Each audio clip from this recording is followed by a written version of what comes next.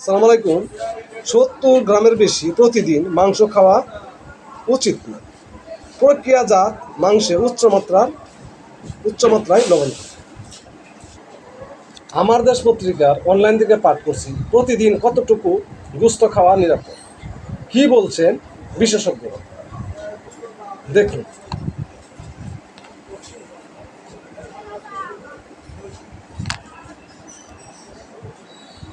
কুরবানির ঈদের পর প্রতিটি পরিবারেরই নিয়মিত খাবারের তালিকায় থাকে গরু কিংবা খাসির গোশত, কিন্তু নিয়মিত হাই প্রোটিন সমৃদ্ধ এ ধরনের গোশত খাওয়া খাওয়া কি ঠিক? কি বলছেন বিশেষজ্ঞ?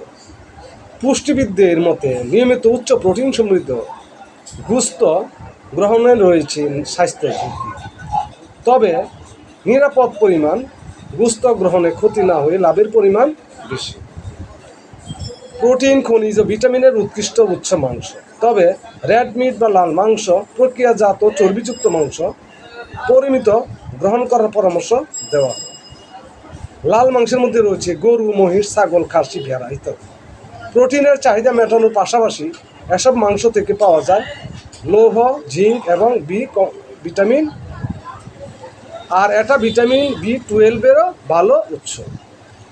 লাল মাংস, প্রক্রিয়াজাত মাংস যুক্তরাজ্যের ন্যাশনাল হেলথ সার্ভিস NHS এর তথ্য অনুসারে বেশি মাত্রায় প্রক্রিয়াজাত লাল মাংস খেলে মলাশয়ের ক্যান্সার হওয়ার ঝুঁকি তৈরি হয়। তাছাড়া প্রক্রিয়াজাত মাংসে উচ্চমাত্রার লবণ থাকে, যে কারণে হতে পারে উচ্চ রক্তচাপ। দৈনিক 70 গ্রামের বেশি রান্না করা লাল মাংস খাওয়া নিরাপদ নয়। পরামর্শ দেওয়া হয়, যদি রান্না করা 90 গ্রাম মাংস খাওয়া হয় একদিনে, তবে পরের দিনগুলোতে মাংস খাওয়ার পরিমাণ কমাতে হবে।